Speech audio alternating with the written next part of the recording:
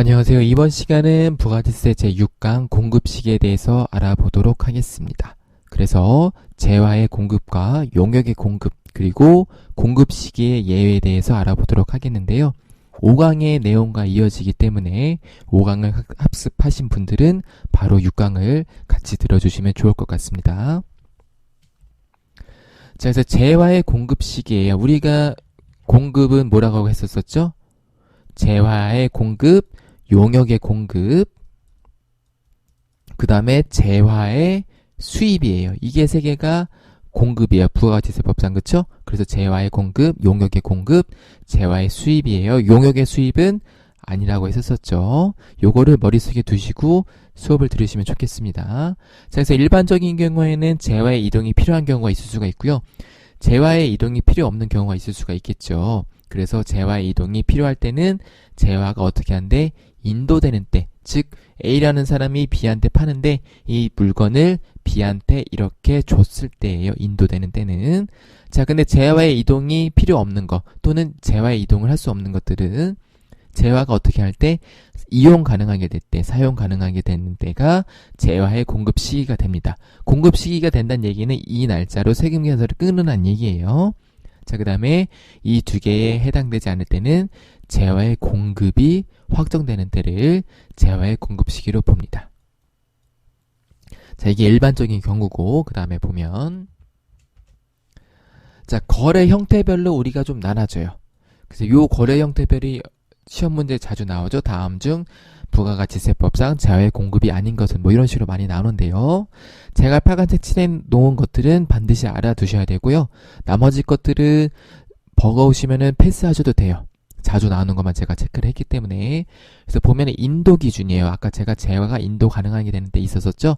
자, 근데 그걸 조금 더 면밀하게 살펴보면 현금 판매하거나 외상 판매 또는 할부 판매했을 때는 재화가 인도되거나 이용 가능하게 되는 때, 아까 뭐라고 돼 있었냐면은 재화가 인도되는 때, 이용 가능하게 되는 때 있죠?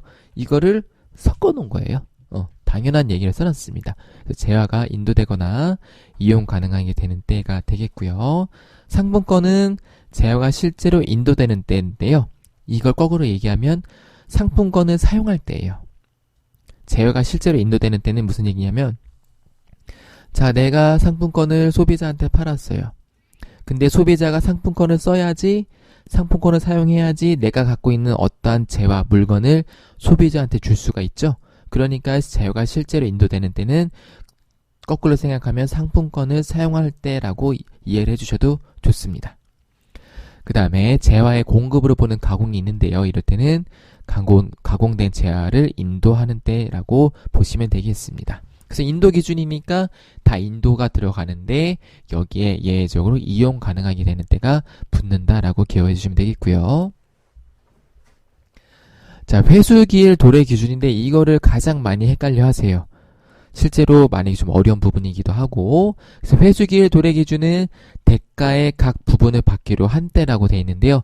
대가의 각 부분을 받기로 한 때라는 거는 다르게 얘기하면 세금계산서를 발행하는 때예요.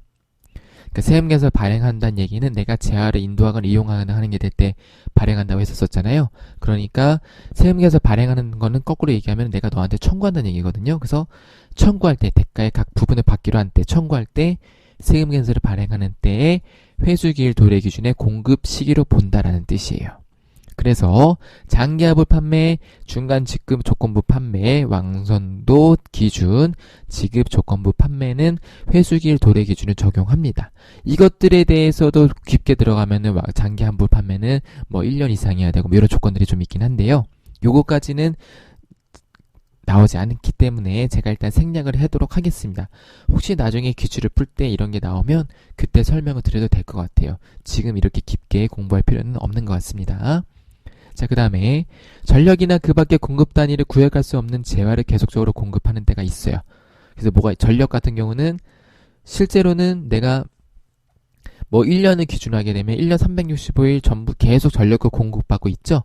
근데 이런 것들은 공급 단위를 구획할 수가 없잖아요. 그러니까 내가 청구할 때 보통 전력 이렇게 전기세 같은 것들은 1개월 단위로 청구하죠. 1개월 단위. 그쵸? 그러니까 1개월 단위로 청구할 때 이 청구하는 날짜가 있겠죠.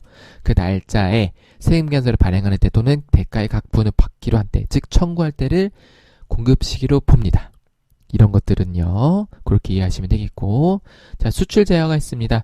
내국물품의 외국 반출, 중개무역 방식의 수출 등등등은 수출 제어의 선적일을 기준으로 합니다. 그래서 우리가 회계 처리할 때도 선적일의 환율을 가지고 매출을 인식을 하죠. 그렇게 이해를 하시면 되겠고.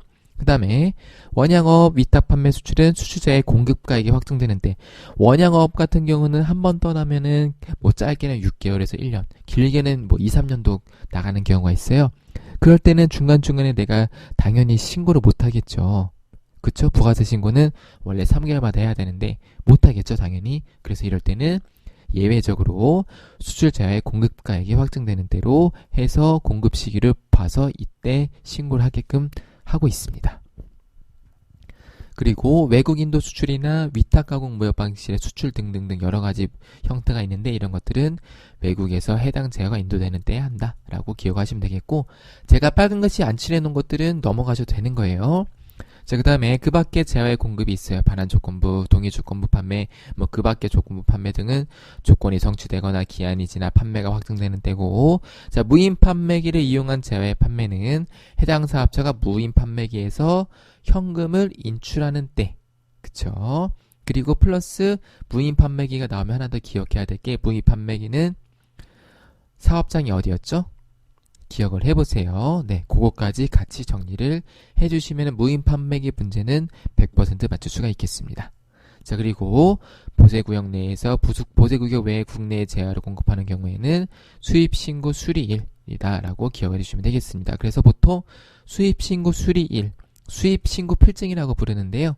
또는 과거에 일을 하셨던 분들은 수입면장이라고 부르시기도 하고, 수입신고 필증 날짜로 수입세금계산서가 끊기게 됩니다. 그래서 그렇게 하시면 되겠습니다. 그래서 제가 지금 빨간색 쳐놓은 3분권, 그리고 회수기일 도래기준, 얘네들은 전부 다 대가의 각 부분을 받기로 한 때, 그리고 수수제한은 얘네들은 선적일이다. 그리고 무인 판매기는 현금을 인출하는 때에 이렇게 기억을 해주시면 되겠어요. 자, 그래서 제가 장기하부 판매랑 중간 지급 조건부 공급을 넣어놨는데 참고만 하세요. 얘는 1년 이상이고 얘는 6개월 이상, 얘는 2회 이상 분할이고 얘는 계약은 2회 대가를 분할. 그래서 얘는 보통 3회라고도 많이 하는데 참고만 하시고 넘어가셔도 될 것 같습니다. 자, 용역의 공급 시기예요. 아까 우리가 제외 공급 시기 봤으니까 이번에 용역의 공급 시기인데, 일반적으로는 영무가 제공되거나 재화 시설물 또는 권리가 사용되는 때입니다. 그래서 특히 요거만 기억하시면 돼요. 영무가 제공되거나 사용 가능하게 된 때인데, 자, 거래 형태별로 보게 되면은 똑같이 완성도 기준 지급, 중간 지급, 자기부, 기타 조건부터는 그 공급 당일에 구획할 수 없는 용역의 계속적 공급은 대가의 각 부분을 받기로 한 때. 그래서 대표적으로 뭐가 있냐면, 자, 우리가 회사에 다니는데 회사에 보안 서비스가 필요하죠? 그래서 뭐 보통 캡스가 있고, 뭐였더라? 서브원이 있나요? 서브원 아닌데? 생각이 안 나네요. 여하튼 캡스가 있다고 하면은 얘 같은 경우는 보통 우리가 어떻게 계약을 맺냐면 뭐 2년이나 3년 단위로 계약을 맺어요. 그래서 뭐 1년에 얼마씩 해서 우리가 보안을 한다. 근데 보안 서비스도 아까 제가 설명드렸던 전력과 마찬가지로 매일매일 공급을 받는 건데 보통 1개월 단위로 끊어서 청구를 하게 됩니다. 그래서 대가의 각 부분을 받기로 한때, 즉 1개월 단위로 세금계산서를 발행할 때가 용역의 공급 시기가 되는 거고요. 자, 간주 임대료는 잘 나오니까 정리를 해주셔야 돼요. 그 다음에 2개의 과세 기간 이상에 걸쳐서 부동산 임대료를 공급하고 그 대가를 선물 또는 후불로 받는 경우에 월수로 안분 계산의 임대료, 그리고 특정 용역을 2 이상의 과세 기간에 걸쳐 계속적으로 제공하고 그 대가를 선불로 받는 경우 등등등이 있는데, 자, 이럴 때는 간주 임대료만 기억을 해주셔도 될 것 같아요. 예정 신고 기간 또는 과세 기간의 종료일이 용역의 공급 시기로 간주한다. 그래서 간주 임대료는 세금계산서 발행 안 한다. 그쵸? 요거까지 기억해 주시면 되겠고, 나머지 요 2개는 그냥 이런 게 있구나라고 알아두시고 넘어가셔도 될 것 같습니다. 그리고 여기 빠졌네. 자, 그리고 우리가 건설업이 있는데요. 자, 여기 좀 빠졌는데, 건설업의 경우에는 무조건 용역의 공급으로 봐요. 자, 건설을 하게 되면은, 건설업을 하게 되면은 내가 건물을 짓는 거잖아요. 건물을 짓는데, 이 건물을 짓 때는 내가 자재도 들어가고 인건비도 들어가고 그렇잖아요. 근데 건설업은 무조건 용역의 공급으로 봅니다. 요거까지 플러스 추가해서 정리를 해주시면 될 것 같아요. 건설업은 용역의 공급으로 본다. 그냥 외워두셔도 좋습니다.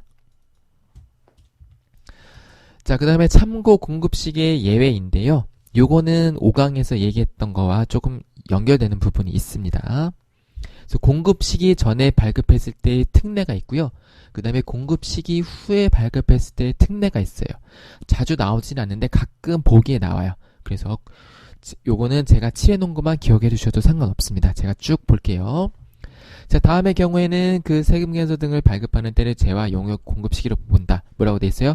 세금계산서 등을 발급하는 때가 공급 시기를 본다는 뜻이에요.